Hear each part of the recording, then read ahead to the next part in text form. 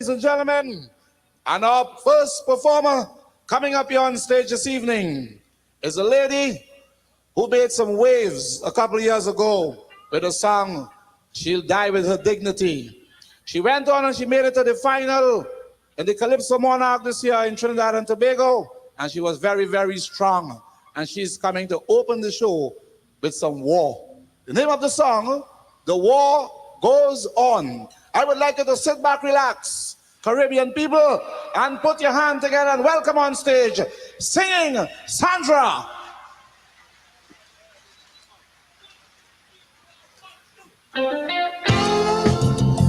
Here she comes, ladies and gentlemen, singing Sandra. Good evening, ladies and gentlemen.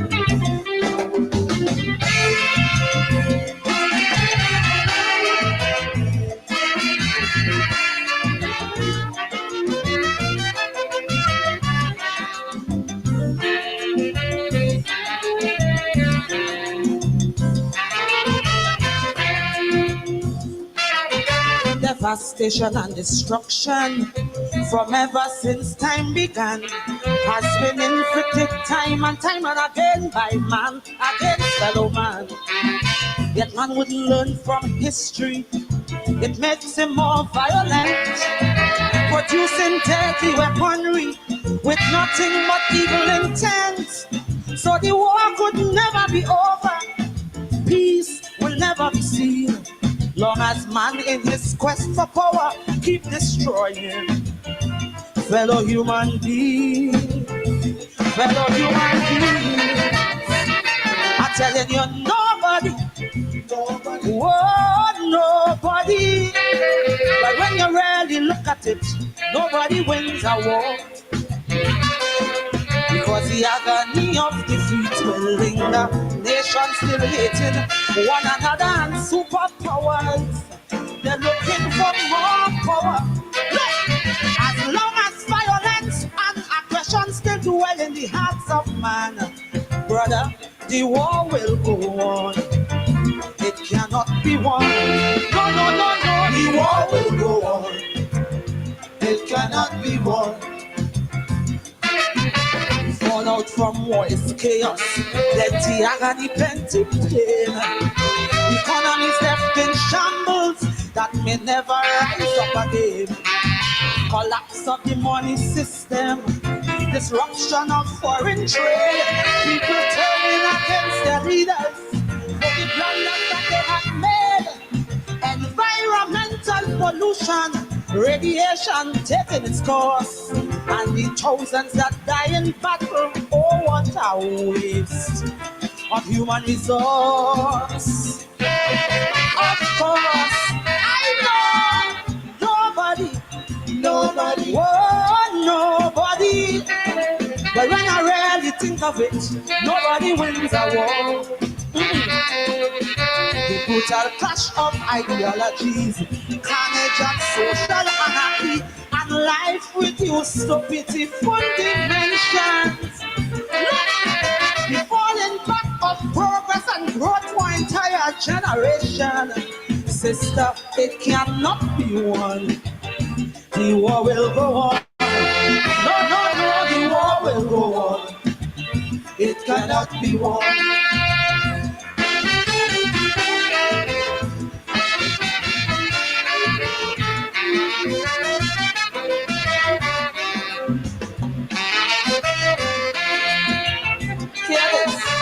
War is just like a racket. It pays dividends for a few. But what does it profit the masses?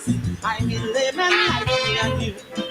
While the leaders play their chess game, using the masses as pawn with political propaganda. The massacre still goes on. The soldiers, they never started, but they give their lives easily. While those leaders are in a safe place working on strategies. So you see, I'm telling you, nobody, oh, nobody. But when I really look at it, nobody wins a war. It has taken the passage of history with the blood of the weak and the mighty. Great cultures vanish completely. Brother, war can create and destroy political boundaries as it goes on. Listen, the war will go on. It cannot be won. No, no, no, the war will go on. It cannot be won. The object of war is simple.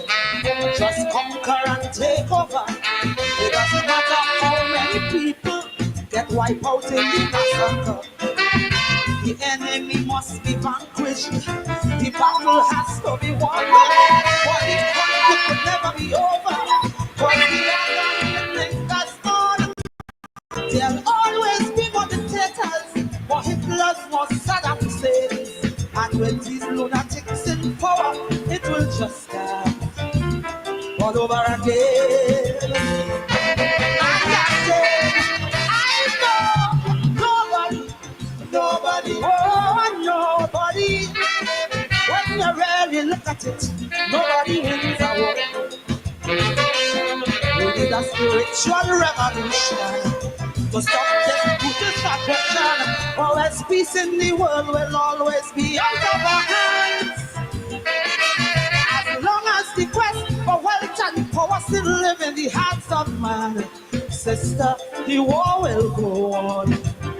It cannot be won. No, no, no, the war will go on. It cannot be won. The war will go on. Peace in the world.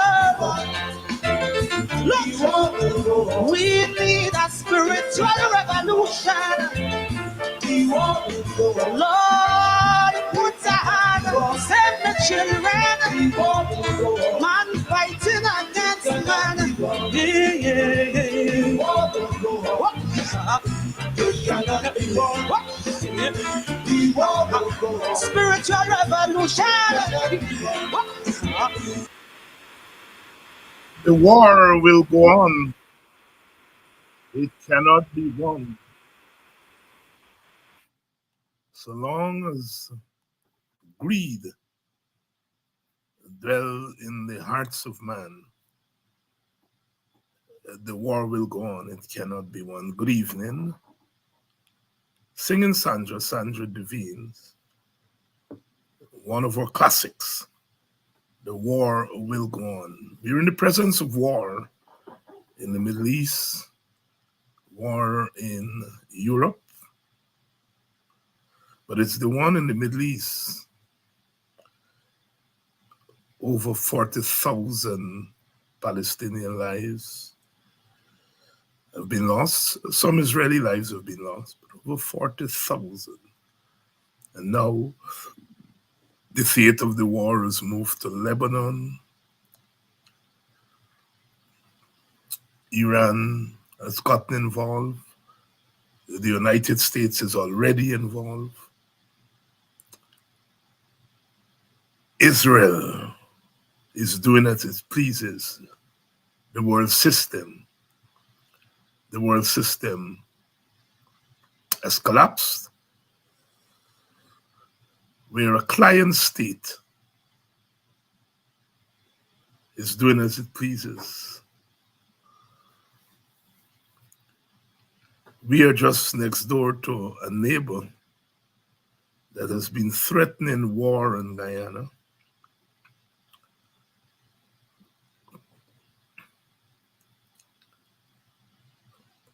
Human lives mean nothing to the warmongers. Nothing. Singing Sandra says we need a spiritual revolution of the spirit. But is it possible to appeal to some spirits? If what is driving the violence, the war, is a sense of superiority, a sense that those on whom you inflict violence are inferior, then there is a particular logic to that. You're not doing anything wrong. You're not doing anything wrong. You're not doing anything wrong.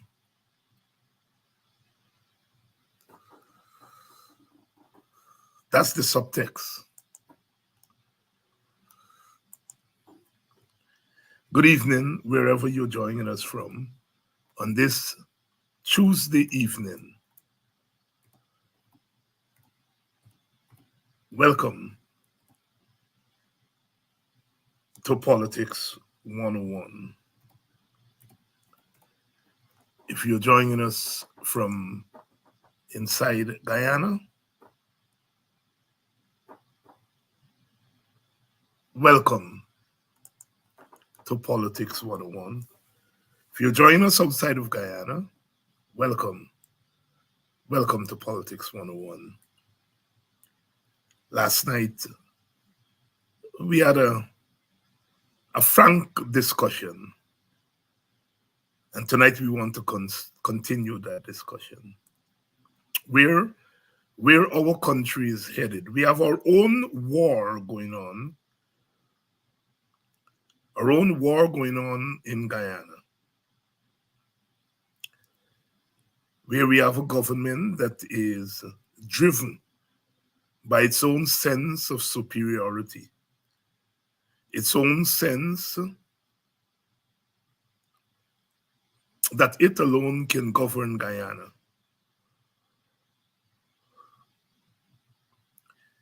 You see, when, as a teenager, I and others came into politics in the 70s,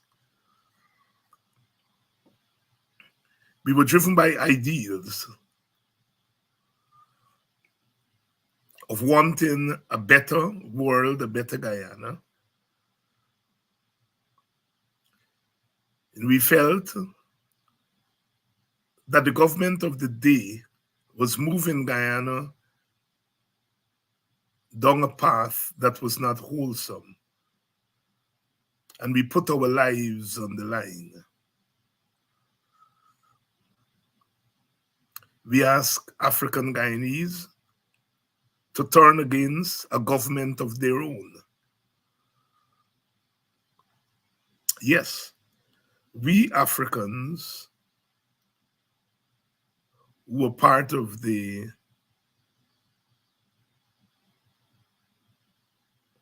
anti-dictatorial struggles, we call it, those of us in the WPA, Africans, we ask African Guyanese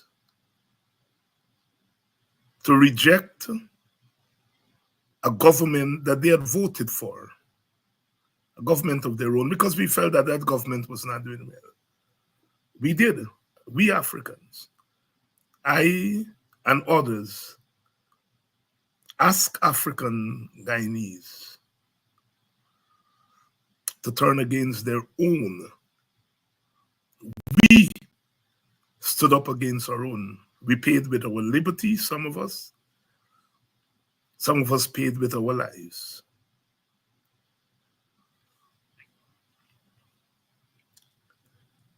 Jack Dio and Irfan Ali and others have never had to tell Indian Guyanese to turn against a government of their own.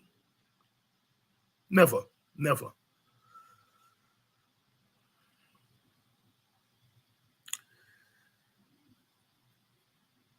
Today, some of us who 50 years ago asked African Guyanese to turn against a government of their own,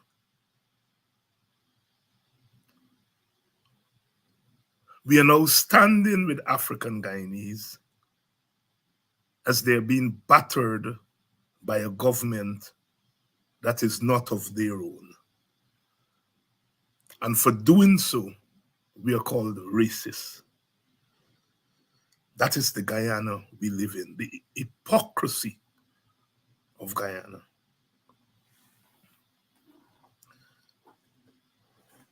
Some people are accusing me of going against my own actions of the past. You see, 50 years later,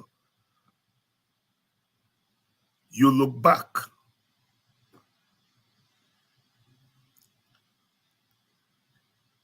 and you're able to view the past with lenses that you didn't have when you were in the thick of things.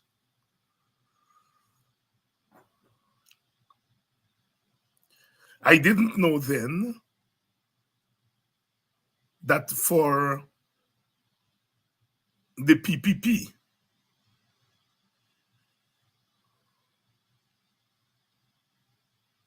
going against Burnham was not going against a dictatorship.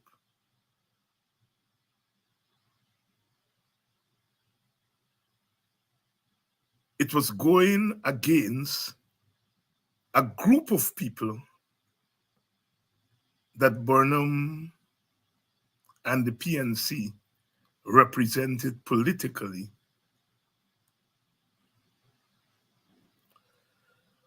It was going against the PNC to prove that Black people could not govern. I didn't know it then. I know it now. The hatred that the PPP has inculcated in its supporters for Burnham, the PNC,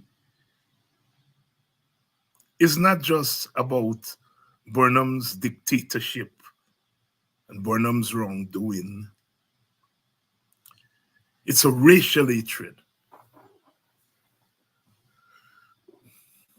50 years later, we are understanding the motions of Guyanese politics. It is for that reason that people like myself have to expend a lot of energy to see the back of this government.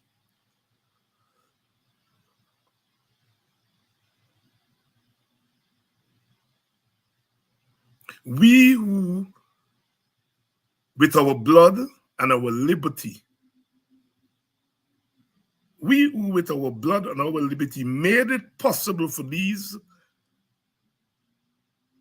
Jacobats, I don't use that term, but I'm going to use it tonight, for these Jacobats to be in power. They never saw the inside of a jail cell. They don't know what is imprisonment. The power that they now enjoy as a result of the struggles of people like me, who went against a government of my own race and ethnicity on a principle of right and wrong. We felt that the government was wrong, and we were driven by that principle of rightness and wrongness, not by race. If we were driven by race, we would not have opposed Burnham. People like myself, who they call racist today, if we were racist, we would not have opposed Burnham. We would have stuck with Burnham, regardless of whether we thought he was wrong, just as our Indian comrades are doing today.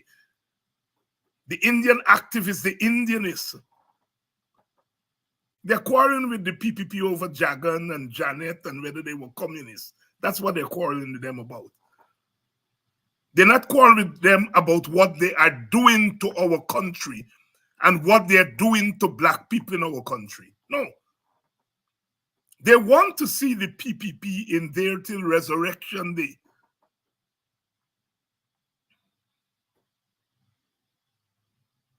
People like myself, on a matter of principle, on what was right or what was wrong, when we oppose a government of our own. Yet today, we are called racist. If you're a racist, you believe in the superiority of your race, whether they're wrong or right. That has not been our history. That has not been my history. Yet we fetch the burden today of being racist. But it is part of political life. It's part of political life. I want Indians who are listening, and I know lots of them listen to this program, watch this program. You all are talking, you all are looking at someone here who was part of a generation of African Guyanese who give up our liberty, give up our lives in instances, fighting a government of our own race. And yet you all sit there and allow those jackasses to tell you all that David Hines is a racist. When David Hines fought for you all Indians, at a time when you all, the PPP, couldn't fight for you all.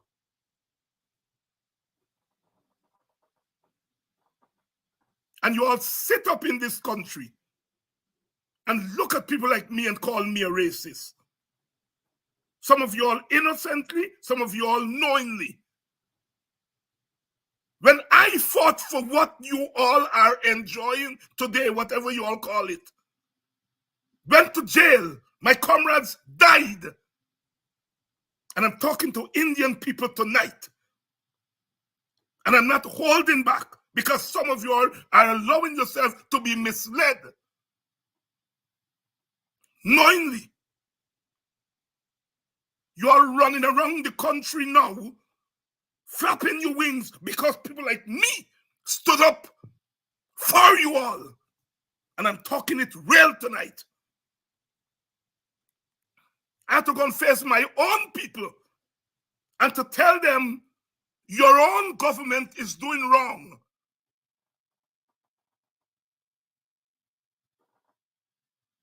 Back to back, belly to belly. I don't give a damn. I've done that already. Indian people, I fought for you all freedom. When you all felt you all didn't have freedom.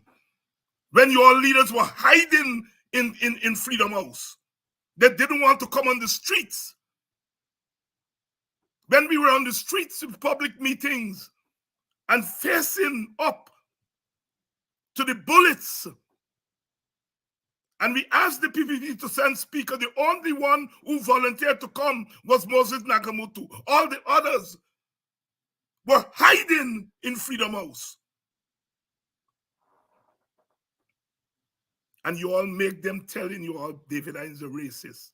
But I want you all to tell them, David Hines is telling you all tonight, he fought for you all freedom, Indian people. You all need to say thanks to people like me. Tired of it.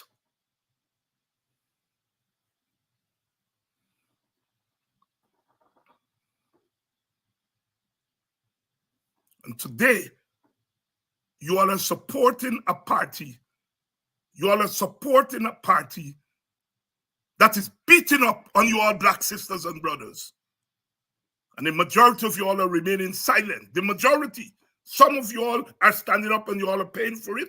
And we are forever grateful.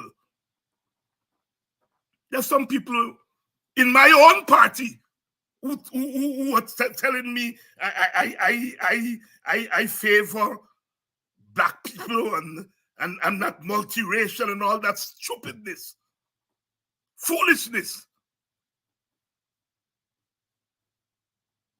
Multiracialism is not saying I'm multiracial. I risk my life for the freedom of Indian people. That is the ultimate of multiracialism.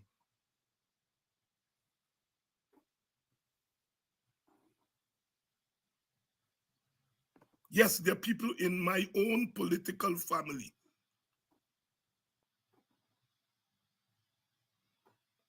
David, this African thing,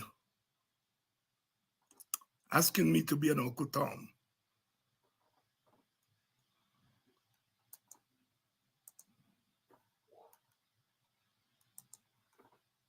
Some of you may know the story of a woman named Margaret Garner, an African American. She was a slave.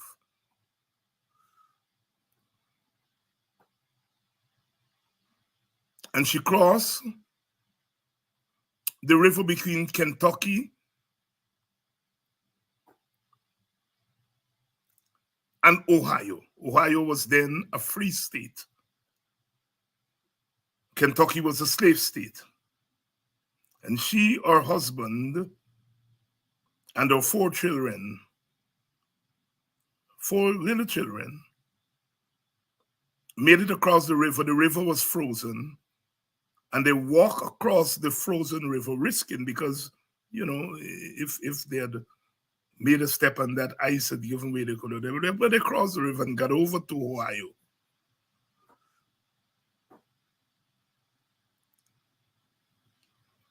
And they were rescued in the home of a free African. And they went into the house. 2 hours later, the sheriff and the authorities descended on the house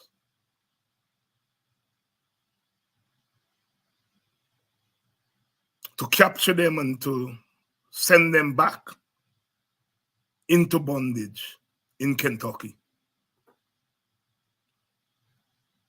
And they surrounded the house, and people from the community came out, white people, and surrounded the house.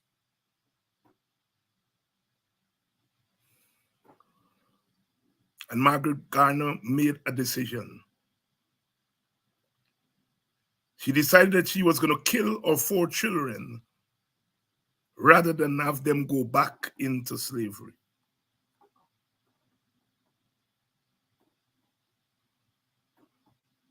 She managed to kill one of the children. The other 3 were wounded, but they weren't killed.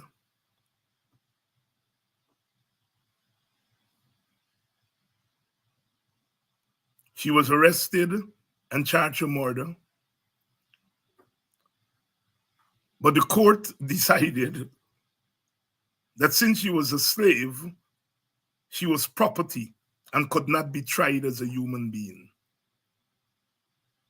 But she was sent back to Kentucky. And the story is not finished, because on the boat going back to Kentucky, she threw the 2 children, 2 more of the children, into the river. And they drowned.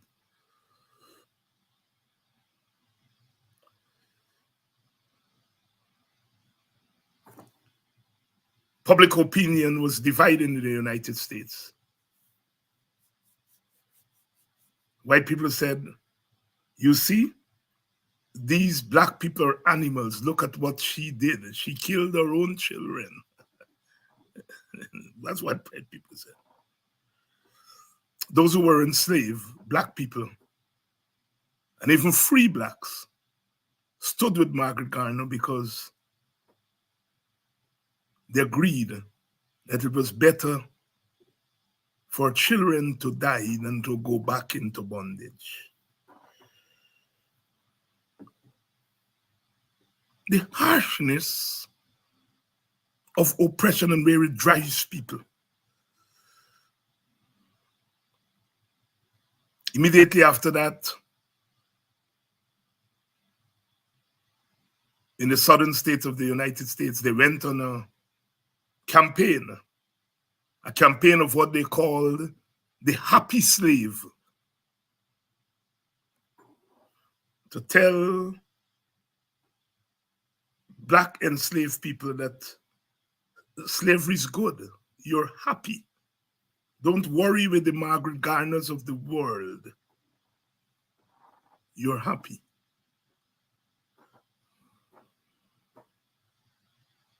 I tell that story because as I look around my Guyana today, I see the campaign about the happy slave.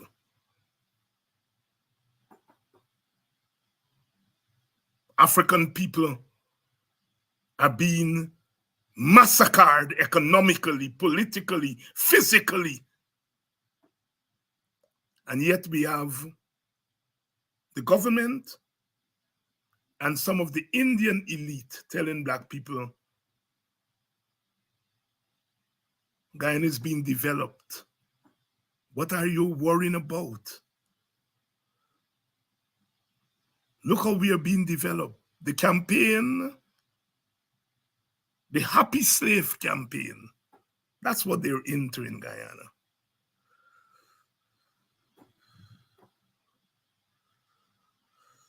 But he who feels it, she who feels it, knows it. African people know what they are going through.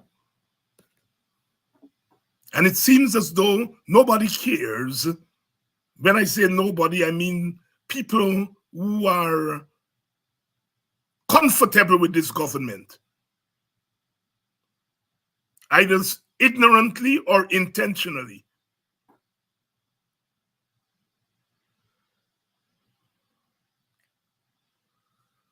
Oppression drives people to the extreme. Margaret Garner was driven to the extreme. I don't think in 2024, African people are going to kill their children rather than send them back into bondage, but they are going to react.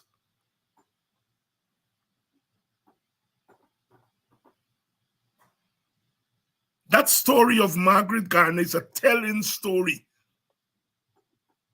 We hear about slavery and we hear about how terrible it was. And some people are trying to tell us it was not terrible. But that is a true story. That woman killed her children rather than send them back into bondage. She had no power to change,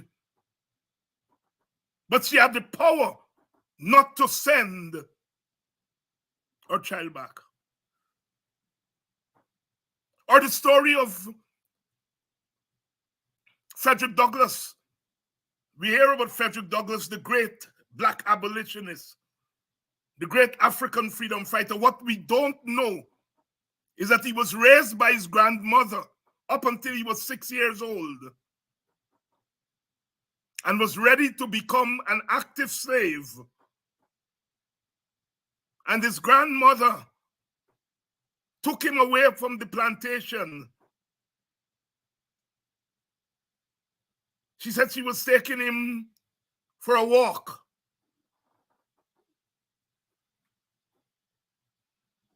And she took him and abandoned him rather than have him become a slave at 6 years old.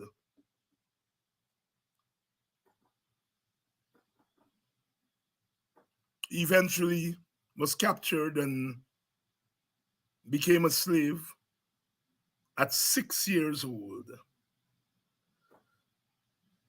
Eventually escaped and made his way to Massachusetts from Maryland. I tell those stories to talk about the harshness of oppression.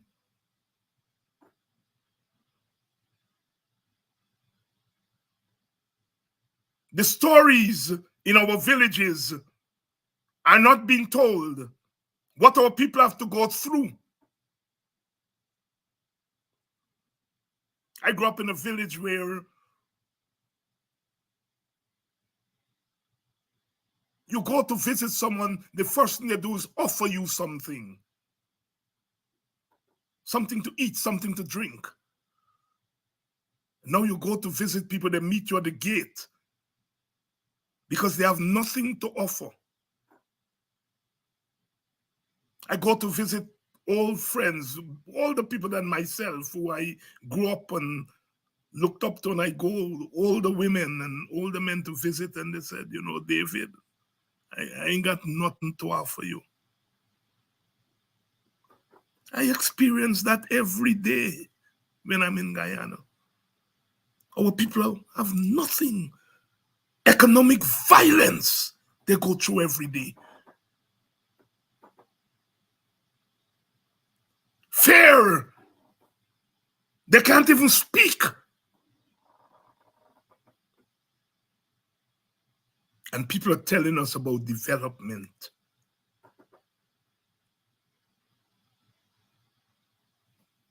Things are not regular.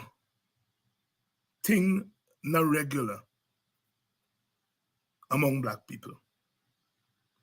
I'm sure things are not regular among other ethnic groups. I'm sure of that. But there's a particular irregularity among Africans. The way in which our people are reduced to beggars, to almost like slaves in their own country. And people are telling me about multiracialism. David, talk about multiracialism. Don't talk about Africans. What the hell are you telling me? My people are hurting, they're bleeding, and you are telling me I must talk about class and... No. Martin Carter says, no, I will not still my voice. I have too much to claim.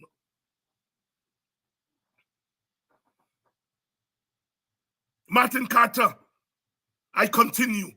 I've learned from books, dear friend, of men who lived in a room hungering without any light. I don't have to learn that from books. I know it firsthand. Of men who could not die since death is far too poor. Of men who did not sleep to dream, but dreamed to change the world. The reason we have to change course in Guyana, but we have to change the government force. I don't know what a new government will bring. I don't know what a PNC-led new government will bring. I don't know, but at this point, that's not my concern. My concern is that this murderous government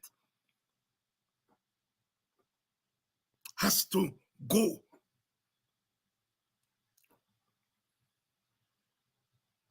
I am prepared to take that chance. I am prepared to take that chance with a new government not knowing what they will do. But I know what this one is doing.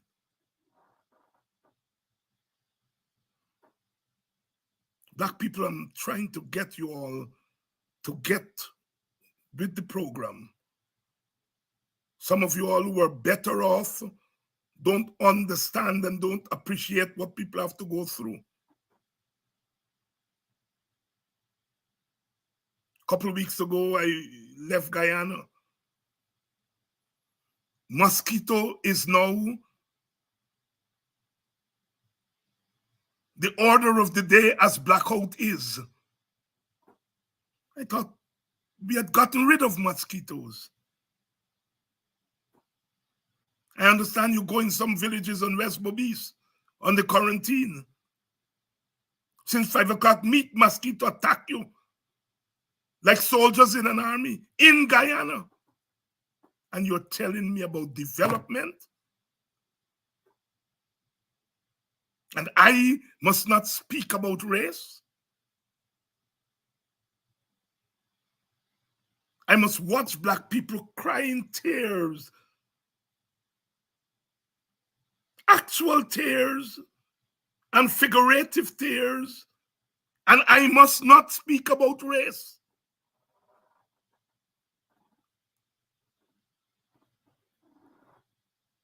I am in sympathy with my brother, my brothers, political leaders, who find a way not to speak about race, not to speak about what's happening to Black people. I'm in sympathy with them, but that's not my political culture. I stood up when Indian people were being beaten down. I stood with them and fought with them and for them.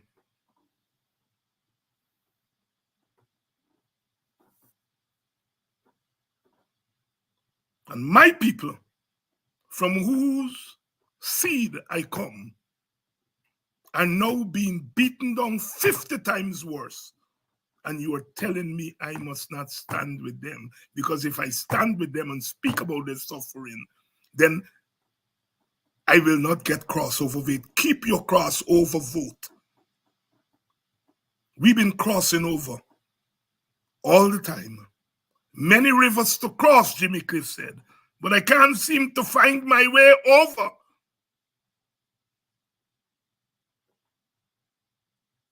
Sometimes I feel like committing some dreadful crime, but only my pride keeps me alive, says Jimmy Cliff. Many rivers to cross.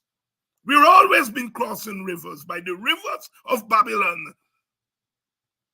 We have been swimming back to Africa always. We have our own crossover to deal with. To hell with you on your crossover votes. Don't ask me to trade the blood and the sweat and the suffering of my people for a vote. What kind of fool is you? Says my favorite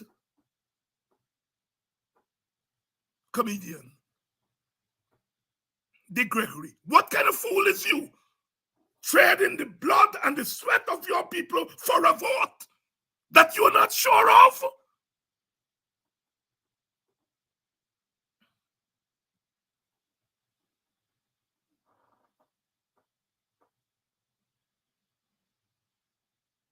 The happy slave.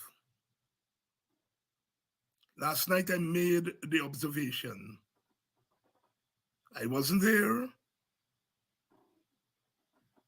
When I look at that stadium, the cameras couldn't find Black people.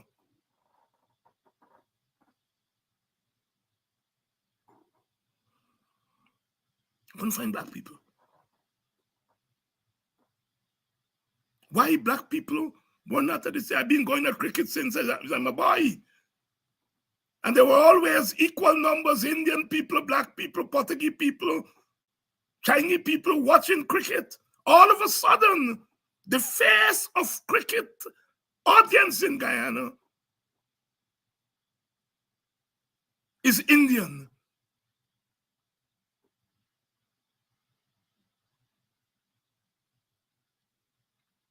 Where's our country going? Why are Black people not there?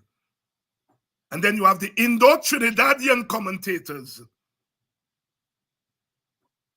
God, I love Ganga and I love Badri, but they keep running their mouths about development in Guyana. What kind of development, Samuel Badri? And think, Indian solidarity, that's what it was. That's what they were doing. They know damn well what development is because they're from Trinidad.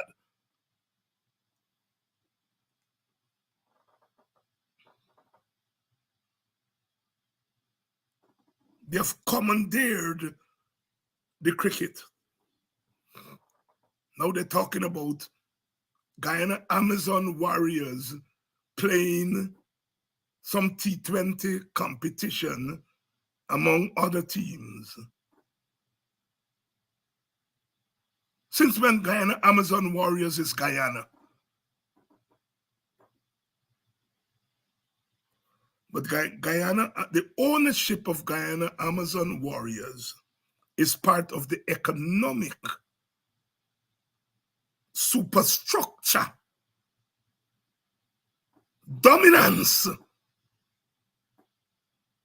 of the Indian bourgeoisie. I will never tell black people don't go and watch cricket because the Amazon Warriors franchise is owned by an Indian. I will not be that foolish and childish and stupid. I will not tell people not to go and watch cricket but the truth of the matter is that the CPL, the Guyana Amazon Warriors, is part of the PPP's economic stranglehold and dominance of our country. And it has to be said. And so it's no accident that the stadium is mostly Indian people. One of my cousins, who was never a talkative boy when we were growing up, sent me a long letter last night, and I read it about 5 times.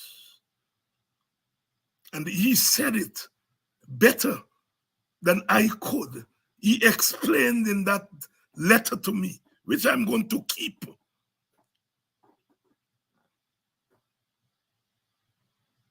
about what we saw at that CPL. Black people, you're in danger in that country. You're in danger in that country.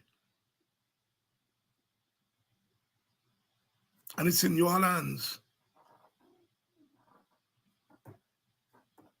This is not going to be solved.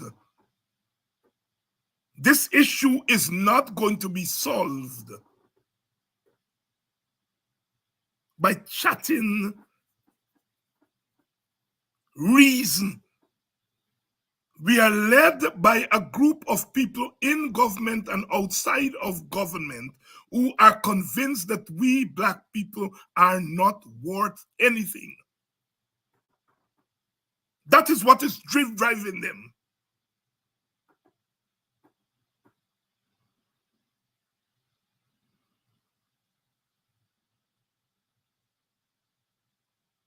Black people, you all are in danger in Guyana. You all are in danger. And some of you all are signing up for the Happy Slave program, because that's what the PP is about now, is to get some Africans and to parade them, to say, look how you're happy. Don't worry with Norton and Hines and the rest of them. You all are happy. And how they know you all are happy? Because you all are not raging.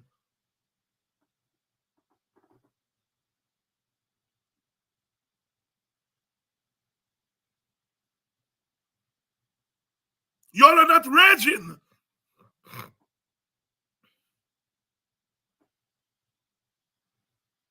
I love some of my brothers, my Indian brothers. But they're not going to get me to talk about some nonsense about renegotiating a contract. I'm not breath. This government spent $1 billion from the Natural Resource Fund last year. $1 billion US dollars. They clean out the fund. And you're telling me that is paltry? Wait there. Where the paltry there? What is pen and pan? This year they're getting more. They're getting about 3 billion, 4 billion US dollars. Glenn, is that paltry? No, Brother Glenn. You can afford to talk about renegotiating contract. David Hines can't. I have to talk about the billions that we are getting and how black people not getting any.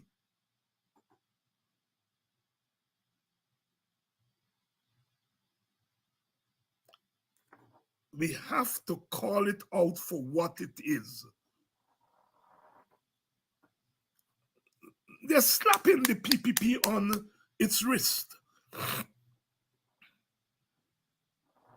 $1 billion last year. Where gone? In Isle money. They clean out. Spend them. On bridge and road, gone in the pocket of their cronies.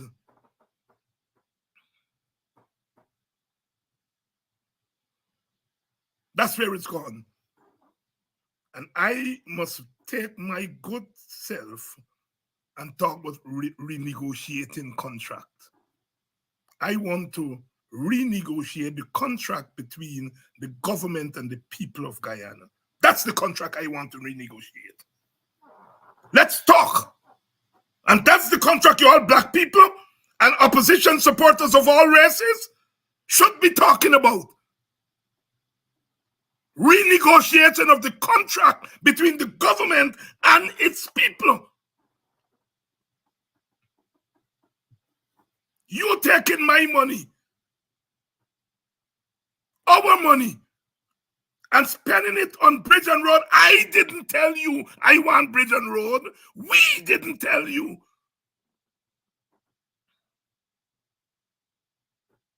The people of Denamstel and Virginusian and Stroudsville and Buxton, Plaisance, Eversham, Firish, Belladrum, Linden, South Georgetown, they didn't tell you that they want road. But you, some of you all who didn't go to school far, some of you all who been at the bottom of the school when school been going on, are you? I spend our money. And people are telling me, no, David, talk about renegotiating contract.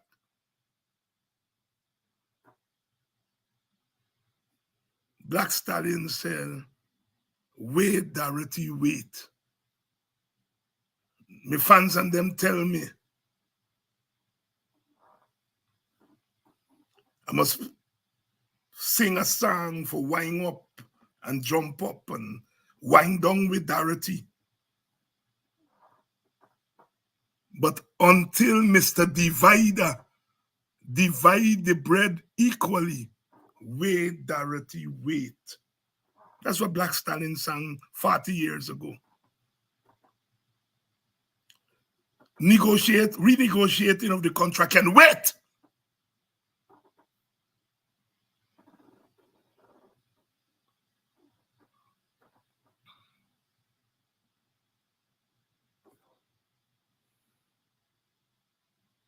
I'm into no stupid talk about multiracialism. I'm into racial equality and racial equitability. That's what I want to talk about.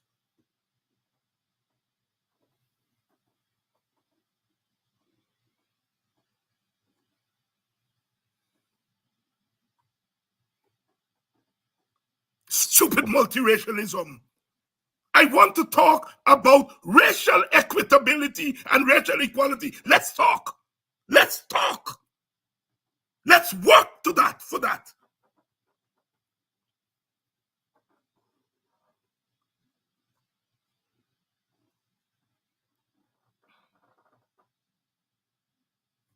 Black people,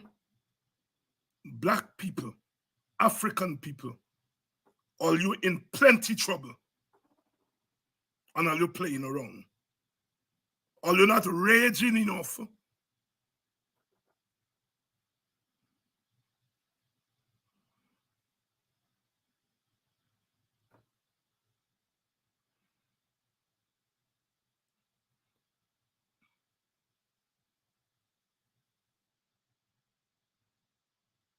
No people deserve to be treated in the way African people are treated in Guyana. I understand the ticket them to go to the stadium too expensive for black people.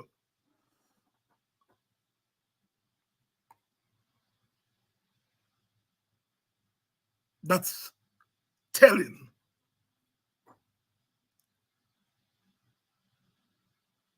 That's telling.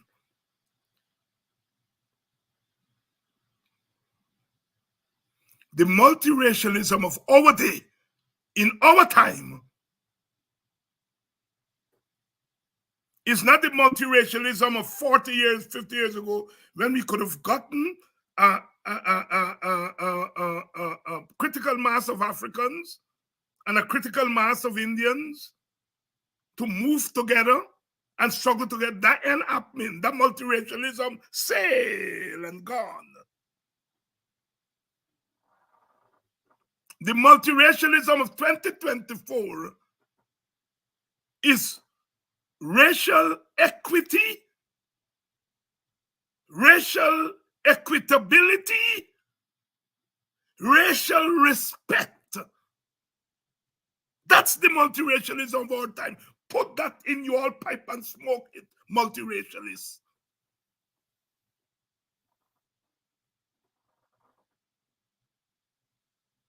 Some people just like cliches, you know.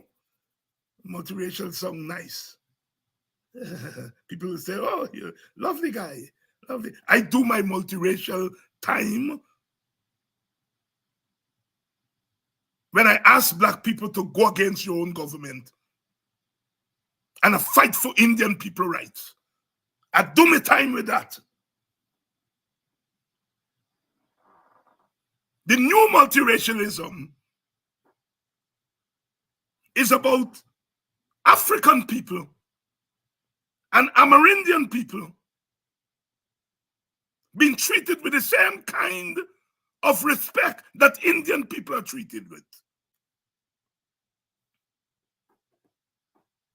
People tell me that Indian people are suffering. Of course, Indian people are suffering, Indian poor people. They got as many Indian poor people as black poor people and Amerindian poor people. That's a fact. Poverty in the Indian community is as stark as it is in the black community or the Amerindian community. But the Indian woman can go to sleep at night not fearing that the police will shoot down her son. She's poor. She's poor, but she doesn't have to worry about extrajudicial killing. She doesn't have to worry about the police being sent by the powers to kill her husband lying next to her at night. She's poor, but she doesn't have to worry about extrajudicial killing.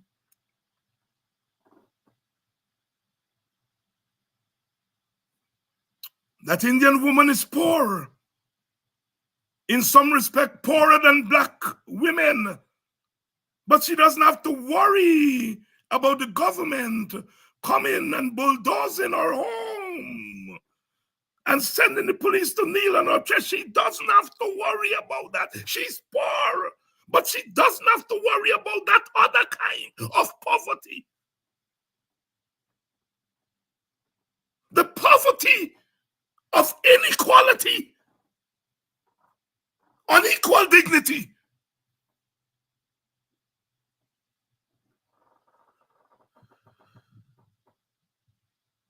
Oh yes, that Indian woman at Lenora is poor.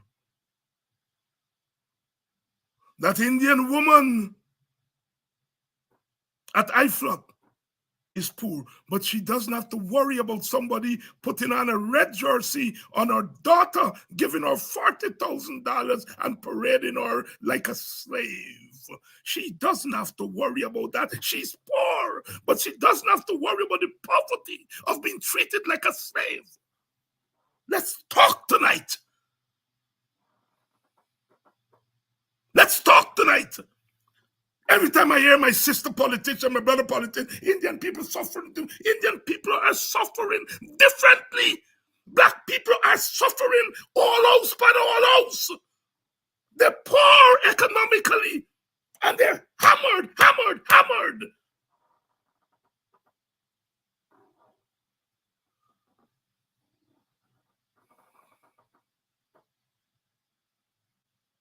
That Indian woman doesn't have to worry about her daughter who's a lawyer.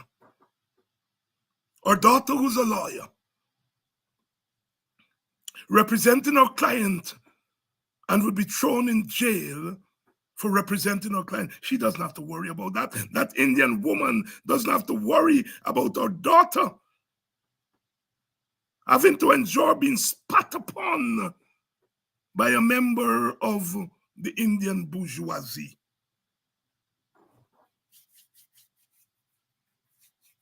Yes, Indian people are poor, in some respects poorer than black people, economically.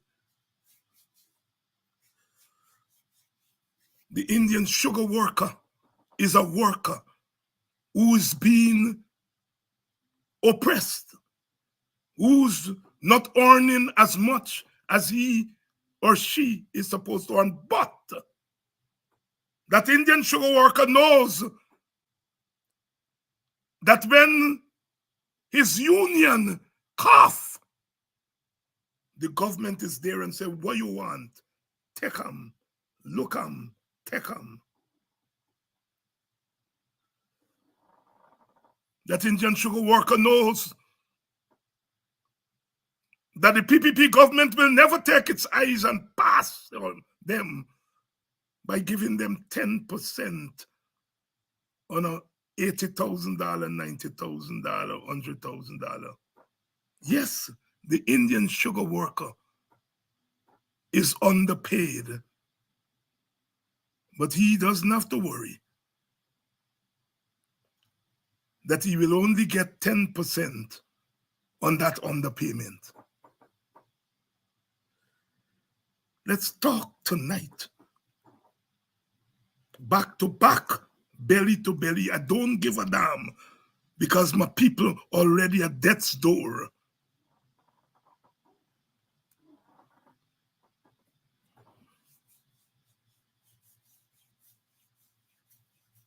David, stop it. You're dividing black people. Indian people feel that they have to tell black people how to talk to black people, tell black people who must lead them, tell that way, are we there? Are we there, Panam? But so long as there's breath, so long as I breath, I'm going to tell it as it is. And I want you all to spread it wide.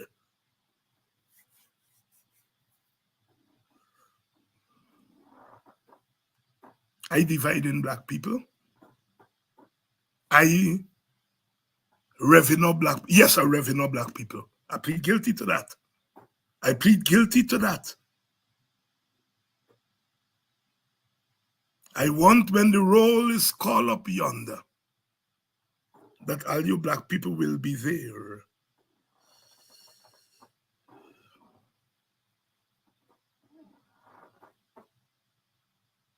That Indian woman is poor, catching her ass just like black women, but she doesn't have to worry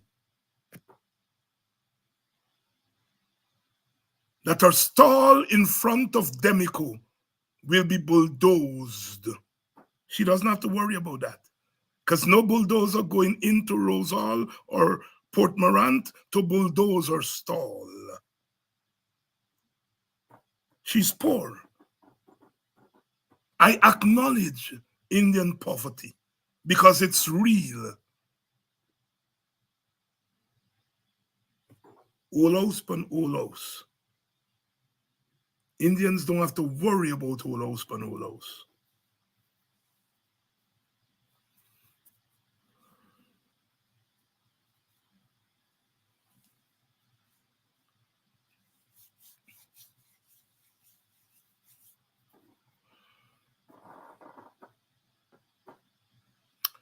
We are at a critical point in our history. We are at a critical point in Guyana when Samuel Badri and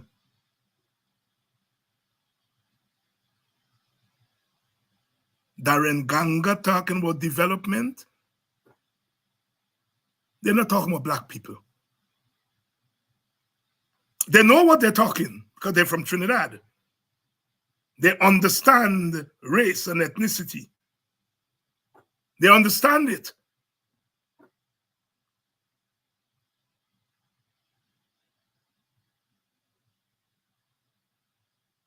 The camera had to search and search. I cannot, I think on the last day, they get the big thing them with the lucky visa, visa people who win visa and they're treated nicely and they dined. I think the last day at the final, I see a black couple. Prior to that, almost all the people them with them big winning the $1,000 and the $500 and so on are Indian people.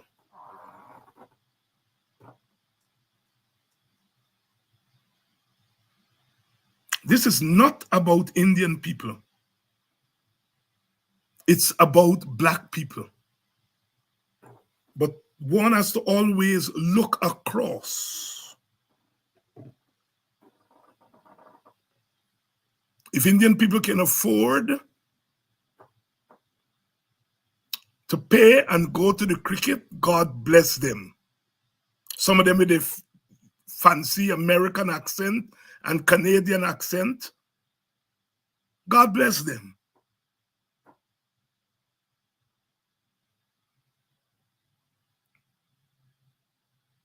I was disappointed that the Warriors lost.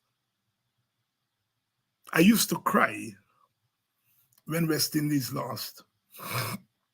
I don't cry these days when they lose, because they lose so damn much I will not have tears left to cry when I really need to cry. But when the Warriors lost on Sunday, because it's not Guyana.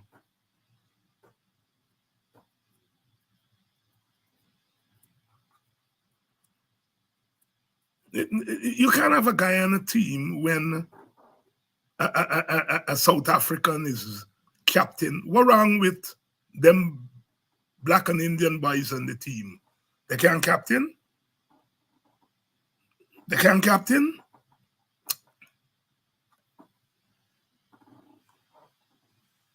So they lose. I was disappointed. I was disappointed that the Guyanese on the team didn't put up a better showing. But I understand what that cricket CPL story is all about. And I'm not telling black people don't support CPL, don't go to it. Don't get me wrong. I'm not saying that.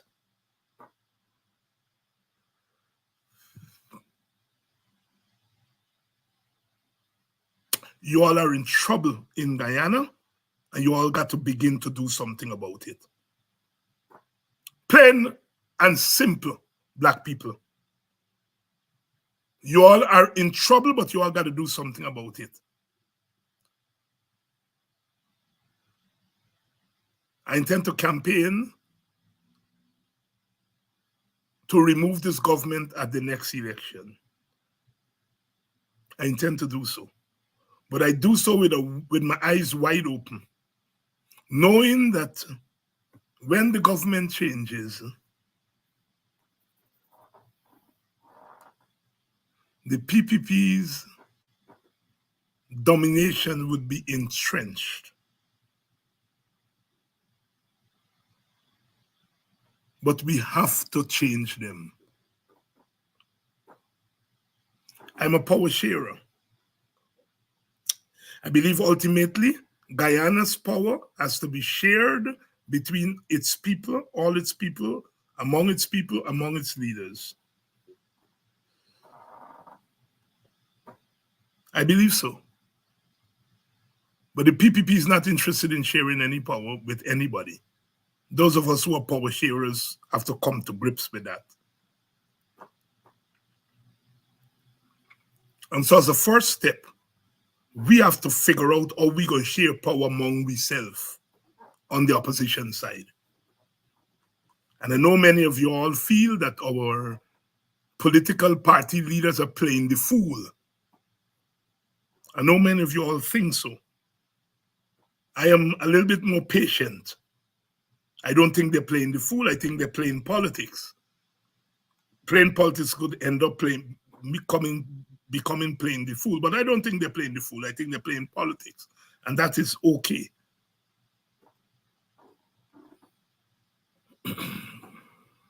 But this government has to go.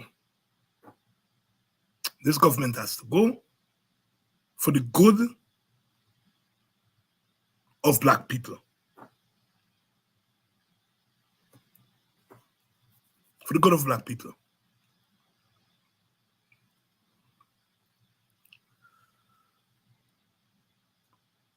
You all have to make up your own mind and start acting. You all would come on this program and say, well, you all talk too much. Where's the action? Well, we have to talk you all into action.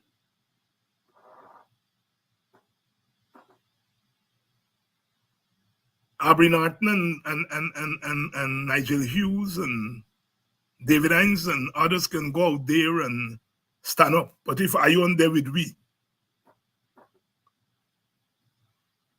it ain't no struggle. By the same token, you all can go on the streets on your own. You all can take action on your own. With or without your leaders, and it will make a difference.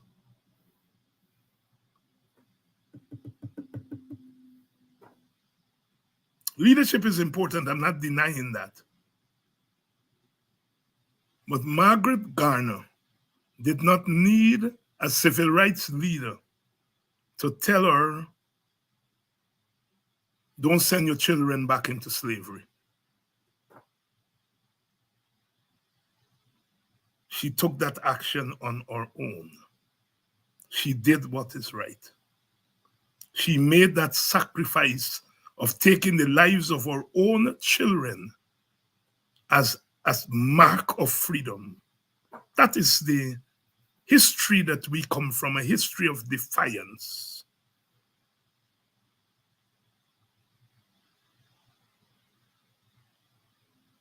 Call to action, Black people. Call to action, Black people. Call to action. This is call to action. I started off by saying, with playing the song, "The War Will Go On." It cannot be won. We don't want no racial war. A racial war will consume all of us. We don't want no racial war. Because when we finish warring and kill up ourselves, Venezuela come in and take we land and take we country. We don't want no racial war. We don't want no racial war. But we want racial justice. And you don't get racial justice if you don't fight for it. So we don't want no war, but we don't want injustice to continue. I know people always say, you know, David Hines preaching violence and all that kind of story. And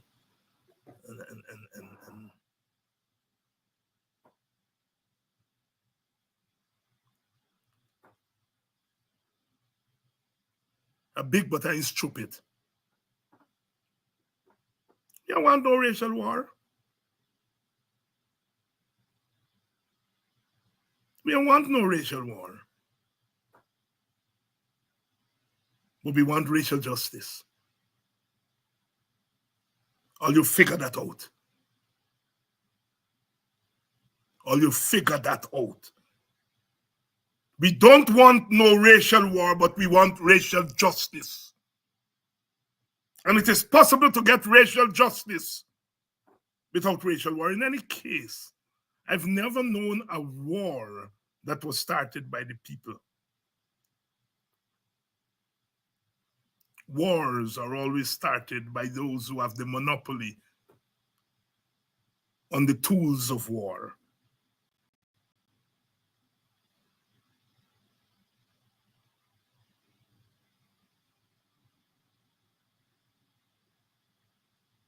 Black people, the message tonight, going forward, you all got to get up and get.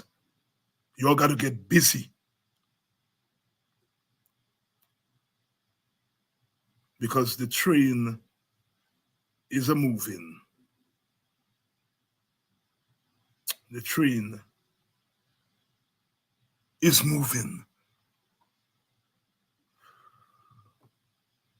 And I am not afraid to say to my people, you have no right to live in misery. You have no right to live in injustice.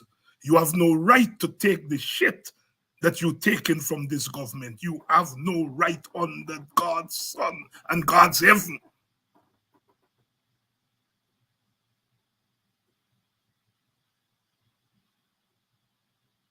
I don't care how much and cyber land, cyber crime they bring. I'm saying it black eye. You have no right under God's heaven to take the shit that we taking.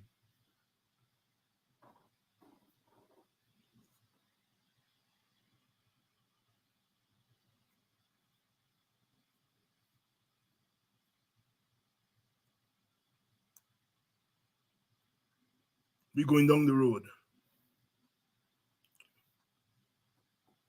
Or we're going up the road.